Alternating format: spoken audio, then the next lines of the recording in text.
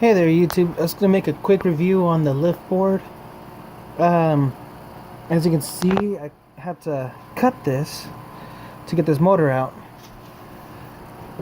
Well, since day one I was actually having problems with this. This was actually warranty exchanged already. So this is my second dual motor skateboard. But like I said, first I go out there to try it out, I noticed the speed and everything is different. Well, I guess I had a bad motor. And I didn't realize it. I've been riding this around for about almost a month, about 26 days, going about 6 miles a day, every day. I've been driving on bumpy roads, so if you have bumpy roads, I really would not recommend this. Now then, top speed on a full charge, I actually recorded myself going about 19 miles an hour. That was with both motors. Pretty awesome, but the acceleration was slower compared to the last one. Motors are different though too, that I've noticed. Anyways, I ended up having to return my other one because the motor mounts got so loose and I couldn't tighten it up that the motors are actually kept rubbing against here and hitting the screws. So it started eating into the motors. So after I did warranty, I figured, okay, it'd be no problem. Because I tried putting Loctite in those screws and they ended up snapping. So this one started doing the same. These started doing the same thing. So I put more blue Loctite. Try to tighten it down. I was actually only able to do 2 of them. I ended up rounding off the screws already, so you got to be super careful if you're ever going to try messing with the mount screws.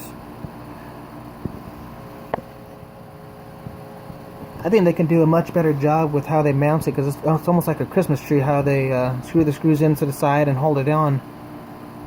But I haven't been able to get these off, so I won't really be able to find out, unfortunately, if it's kind of built into it or what. If it's like clamps on or... Anyways, I was gonna say, oh, but this motor right here started slowly giving me more problems as well. As you can see, I wouldn't worry about that. It's for me trying to grind. But like, you see it right here, because the motor was vibrating, so it started rubbing against it. Now listen, you can kind of hear. This is the problem that made me take the motor out, because after every ride I would get off, or even during the ride I would get off and make sure it's tight. I put blue Loctite and nothing. I also couldn't get the pulley off. It's just stuck on there. Just instead it started breaking away. I took the pins off. So yeah, so I tried getting that off, and the only way, because there's really not enough clearance, I ended up having to drill all that, or I could have just cut straight down. But I ended up doing like that, and so I could pop it out. So I've been riding around for a little while with just a single motor.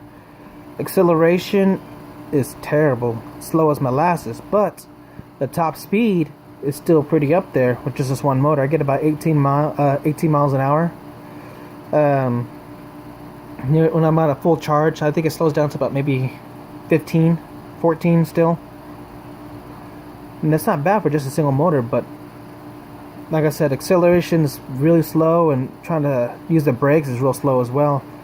I was getting ready to take off this cover, and well, they also use the hex tools. Now, that's another problem I had with this one over here, is that they got rounded off really fast. I mean, really fast. I was only able to take out 1 screw of these as well, and the other 2 just. So we ended up having to screw them out backwards. Here's the old one. So I'm actually about to do the same thing to this side. Try to buzz this off so I can get to the motor and tighten this back up. But like I said, I wouldn't recommend the Liftboard if you're on bumpy streets. If your roads are real bumpy.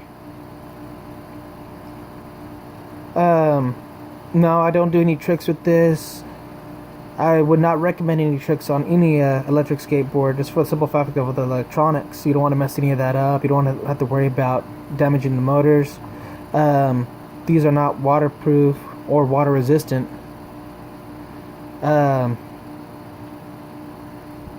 Just in case a few of you have questions about that. Now for the wheels, there's no way to actually take out the gear exactly. At least I haven't tried yet. But I'm gonna get one of those do-it-yourself kits instead, and so I'll throw this all out, and I'm gonna start with fresh trucks, new tires, get a different motors on. I'm gonna use the board. It's actually the board. I actually like the board with how it's kind of cut out, so you won't get any wheel bite. What else am I missing? Oh yeah, to get these screws out, it's a little bit of a pain because you gotta find out exactly where the holes are at. On this side, it's just a normal Phillips screwdriver. That's all it is. I have to take those off just to get my lights on. Got some shred lights. But yeah, if anybody has a question, feel free to ask me. I'm still pretty new to electric skateboarding, but I'll do the best I can to answer any questions. Thanks for watching.